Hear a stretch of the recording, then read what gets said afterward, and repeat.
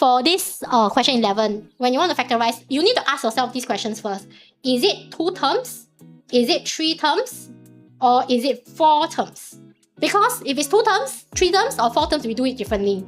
Now, this one is how many terms, everybody? 1 term, 2 term, 3 term, 4 term. 4 term, right, is either you group 2 by 2 or you group 3 by 1. But which one is the most commonly appear one is this one.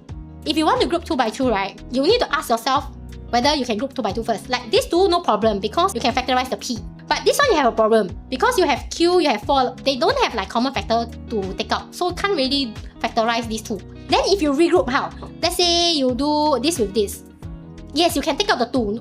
But if you do this and this, no common factor. So even if you regroup, right, 2 by 2, it didn't work out. So if it didn't work out, right, then it must be 3 by 1. To do 3 by 1, right, I need to get this 3. Okay, like that.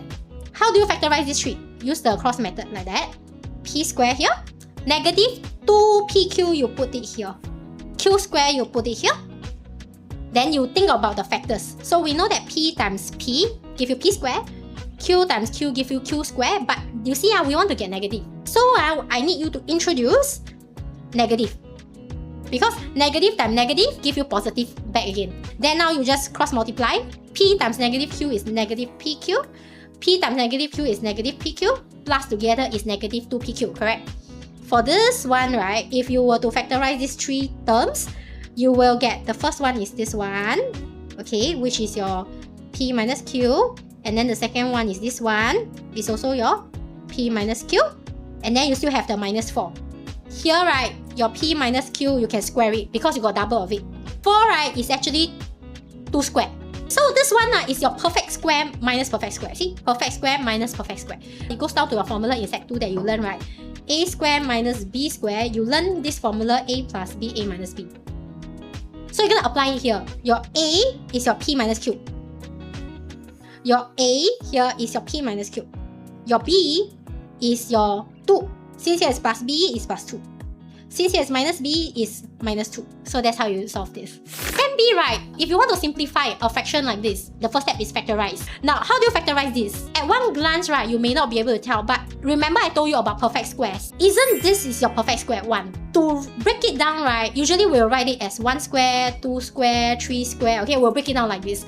In this case, right, since it's 1, right, I will write it as 1 square first. I will use the algebraic identity, which is your A square minus B square is A plus B, A minus B. Now here, right, common mistake is students do what? They always take the 4, they pump here. 4y minus 1, 4y plus 1. No. Before you even do this formula, right, make sure this number here is square rooted first. So the square root of 4, right, is a 2. The square root of y square is a y. Then you put the square outside. You put minus 1 square. Then, right, you can be able to tell, right, your A is 2y. Your square is here. Your minus is here. Your B is your 1. And then your square is here. 3 terms must do what? 3 terms is always do the cross method like this. How do you do cross method for the denominator? Y times y give you y squared. Factors of 6 can be 6, 1. Can be 3 times 2 also. In this case, okay, I'll go with 3, 2 and see whether it works. I will go with 4 times 1. See, here got negative. So I need to introduce negative, right? So to introduce negative, I can take negative times negative, give me positive. Because negative 4 times negative 1 give me positive 4. Then now I cross multiply. 3y times negative 1 is negative 3y. 2y times negative 4 is a negative 8y. You plus together is a negative 11y. That means you have finished your cross method. And in other words, right, you are taking this and this as your fully factorized form for your denominator. 3y minus 4. 2y minus 1. So now the numerator, we will do this. Okay, a plus b, a minus b. So it's 2y plus 1, 2y minus 1. And then denominator is 3y minus 4, 2y minus 1. So end up, right, you cancel the same thing. And then you'll get the answer. By the way, just to let you know, again, you cannot cancel the y, because it's plus and minus. You cannot cancel like that. You only can cancel things when they are times relationship, like this times this. For indices, right, you change all of them to the same base. So you're going to prime factorize. You see 2, you see 8, you see 32, right? You're going to prime factorize all the numbers. Okay, let's start with 8. So you will divide by 2, get 4. Divide by 2, get 2. Divide by 2, get 1. So which also means, right, 2 to the power of negative a times 1 over your 8, right, actually becomes 2 to the power of 3. And then you have the A in the power originally, you just copy it here. So same thing, let's do this to 32. So 32, if I were to prime factorize it, divide by 2, get 16. Divide by 2, get 8. Divide by 2, get 4. Divide by 2, get 2. Divide by 2, get 1. So my 32 is made up of 1, 2, 3, 4, 5. So 2 to the power 5. Do you see that there is a negative here for the power? If there's a negative, right, actually you can remove the negative by doing this. 1 over 2 power a. 1 over 2 power 3a equals 2 power 5. You're going to times them, right? So 1 times 1 is just 1. Now when you times the bottom, 2 power a times 2 power 3a, you must know the indices rule, right? When you times this 2, right, which have the same base of 2, right? Basically, when you times, right, means the power will add together. So that means your a will plus with 3a. When you do times, it's the power plus together, okay? Not the power times together. Then you get 2 power 5. After that, you get 1 over 2 to the power of a plus 3a is 4a. Then you get 2 power 5.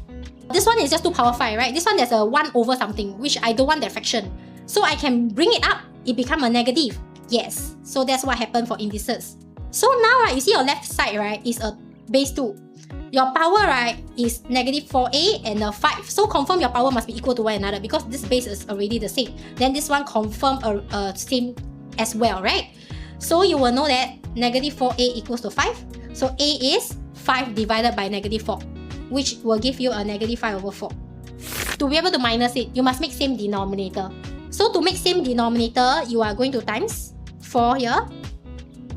And you are going to times 3 here. Now the 3 here I put, right, I will put a big bracket like this. 4 times 4x, 16x. If I make same denominator already, I can just combine together. It's just 12. The next part here is the tricky part. You all need to be careful here. This is a minus. So it's a negative 3, okay? Negative 3, I want you to times to the 3 here. Negative 9. Then, right, at the back, you still left with a bracket 2 minus 5x, like this. So now what happened? You're going to rainbow. Negative 9 times 2, negative 18. Negative 9 times negative 5x, you'll be a positive 45x. Then over 12. Then now, 16x plus 45x, 61x minus 18 divided by 12. So you simplify already. I will do 27, stem and leaf diagram. So the first one, range is a very straightforward one. Range, it just tell you, right, you need to take the biggest value minus the smallest values. 40 minus 10 equals to 30. Done. Now, median is different from mean. Mean is average. Median, right, it is the number in the middle when you arrange them in ascending order. To find the number in the middle, I'm going to teach you a formula. Position for middle number. N plus 1 divided by 2. So what is your N? N is how many numbers are there. And in this case, it will be 20 students. 20 plus 1 divided by 2. 10.5 position. In Sam and Leaf, they already put it in ascending order for you. So 10.5 position, right, you just count, okay, starting from the smallest number. 1, 2, 3, 4, 5, 6, 7, 8, 9, 10. 10 is here. So your 10 number, right, is a 29. Your 11 number is a 30.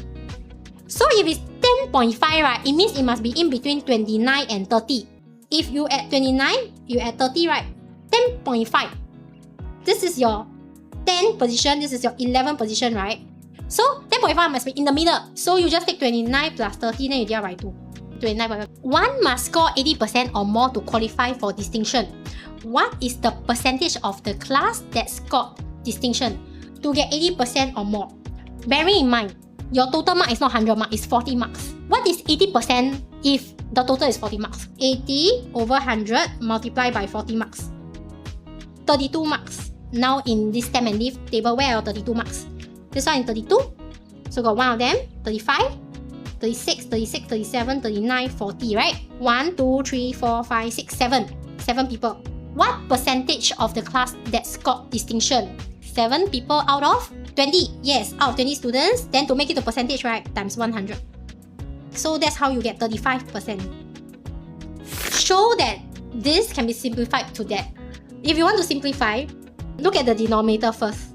This is positive x, this is negative x. This is negative 5, this is positive 5. I want you to look at 5 minus x squared versus x minus 5 squared. This one, if I expand out, isn't it 5 squared minus 2 times 5 times x plus x squared? This one, if I expand out, isn't it x squared? Because there's a minus here, so I will just park the minus. 2 times your x times your 5 plus your 5 squared. Are they same or different? Look at this. 5 squared, 5 squared. Negative 10x, negative 10x. X squared, x squared. Can you see they are the same? When I have 5 minus x squared, right? I take out a negative, right? My negative x will become a positive x. My positive 5 will become a negative 5. But don't forget, right? Above all, right, you still have a square there. So if you park the square here, right, then what happens is the square can go to the negative. And what does it mean is that when you square the negative, it's basically your negative one, you square it, right? Which is the same as negative times negative, right? Which will give you a positive. Which is why, right, it's actually equivalent to x minus 5 squared. That's why this and this is equal. I will change my denominator here to become x minus 5 squared. Some students, okay, they will do this. They will say, Teacher May, here square, right? I square here lah.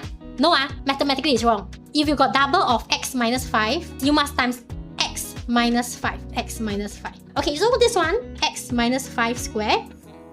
This one you times it in is 3x. This one you times it in, right? 3 times minus 5 is a negative 15 plus x. 3x plus x is 4x. Minus 15, x minus 5 squared. Then you simplify until here already. Shown. Hence solve this, okay? If you realize this whole part is the same as here. So since they say hence means you must use your answer in part A, which you simplify to become this already. So this whole thing, you need to replace with this first. Okay, which is your 4x minus 15 over x minus 5 squared equals to 1. If it's 1, right, you will put 1 over 1. If you look at here, nothing much we can factorize, right? So what do they mean by factorization? What do you think you need to do first?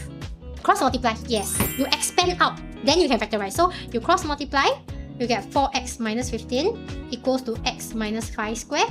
According to this algebraic identity, you should know that is, then you get 4x minus 15 equals to x squared minus 10x plus 25.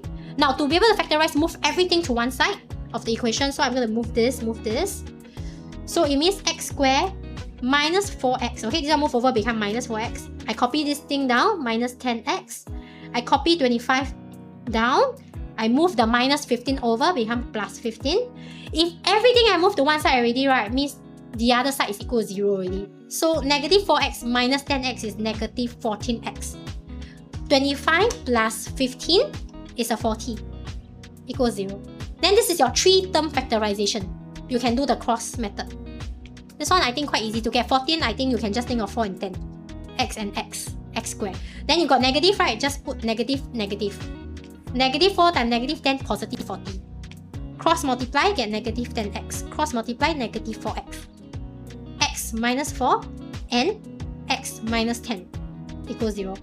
Then they ask you to solve. X minus 4 equals 0 means x is 4. X minus 10 equals 0 means x is 10. Okay, answer 4 and 10.